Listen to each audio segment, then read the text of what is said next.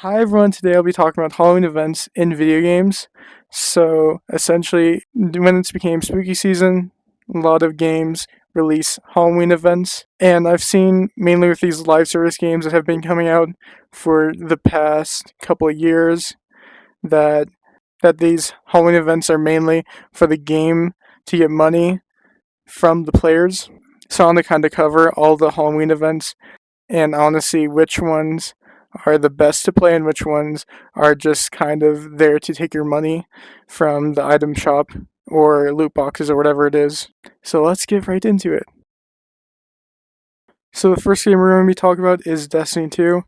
Destiny 2 is a literature FPS. The Halloween mode in this is called Festival of the Lost. The first thing we have in this event is a weapon every time this event happens, and we get new rolls on the previous weapons that have released. This game, you essentially collect the same weapon over and over again, and you get random rolls on every weapon you get, so you keep grinding the same weapon until you get the roll that works for you. The other thing we have in this event is a limited time mode.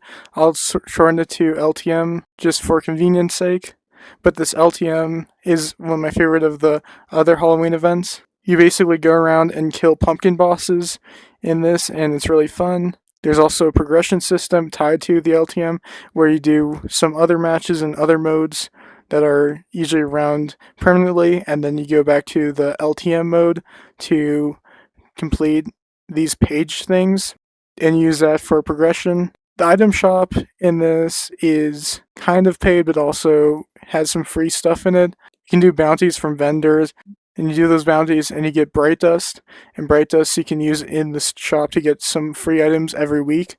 Every week it changes, but not all the items go to the bright dust shop.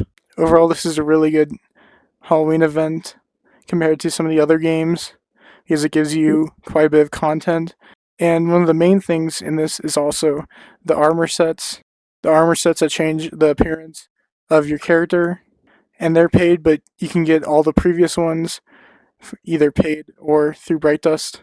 So the Halloween event in Destiny 2 is pretty good. So now we're going to go to the next one.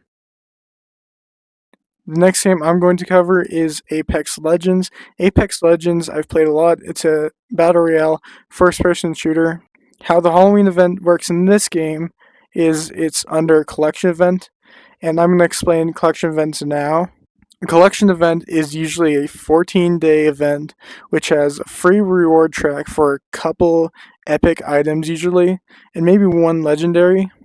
The thing is though, with collection events, is the reason they're called collection events is because there's 24 items you can get and then one even better item in rarity. So we have 12 epic items in collection events and then 12 legendary items of rarity, and then there's one mythic skin if you got all 24. The shocking thing is the price of these skins. It's $18 if you buy them directly for one of the legendary skins. You can get some of these free through crafting materials. Crafting materials you get from the free Apex packs or paid ones that you get every couple levels of playing the game. And it's a random chance you get crafting materials. So if you do have these crafting materials saved up, you can get a couple skins, although it's probably very, very rare to buy an entire collection event with crafting materials. The other option is event packs. Event packs are $7 each, and that totals for about $160 to get the whole event worth, which is a lot. And then you get the mythic skin. And mythics are usually knives you can have on your character holding, or they're mythic skins now. They probably added that just to have more money. And you can get these mythics outside the collection events, but that's going to take, usually it's a rare chance to get it before 500 packs because that's how the chances are. But it's, if you do get it at 500 packs, which is the guaranteed, that's $500 worth of Apex packs you're buying to get these mythics outside the collection event, which these mythics are just crazy prices for a video game. So with Apex Legends, there is an LTM. The LTM used to be this mode where you so you have 3 or 2 people in your squad, and if one of them died or 2 of them died and you still lived, the others would become this shadowy thing that had parkour and also only had melee and no other weapons other than that. It's kind of like infected, but now we kind of had 2 modes. One of them was where it was just the base game, and you had these skull grenades that tracked others and stuff like that. Then now we have this mode where you can just copy other legends' abilities. You get this crate from the ground that gives you their ability from the other legends or characters, so you can mash them together basically. And it's fun, but it's not Halloween too much. And so this replacement of modes and new ones just kind of being added that are just extensions of the game, it kind of gets boring after playing it after a while. While the other game mode that came like a couple years back, I even think it was last year that they had that. It was more fresh and different from the regular play experience, and that's what made it fun. Then also back to the item shop, they also sell the previous year's skins in like bundles, and usually those bundles are like $20 or $30, which is still another way for the developers and the game to make money from the players. Generally, Apex is an alright thing for Halloween, but they do give free stuff, but also they have that crazy money, that crazy overpriced skins and stuff. Overall, the Apex Halloween event is kind of mid because you have all those overpriced skins and stuff, but also you do have alright modes, and also have a free reward track.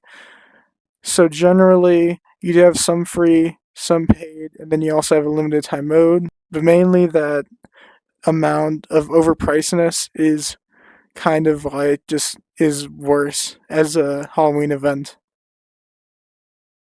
Okay, now I'll talk about Rocket League. Rocket League is a card soccer game where you do soccer with cards.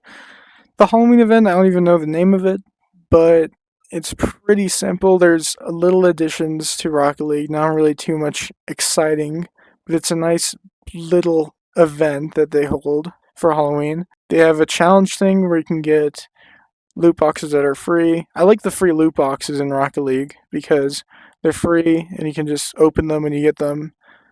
But also they have free cosmetics that are Halloween themed that you can just easily get from challenges.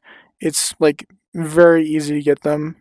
There's also a few Halloween items in the item shop every once in a while, but it's not too much. And also there is bundles.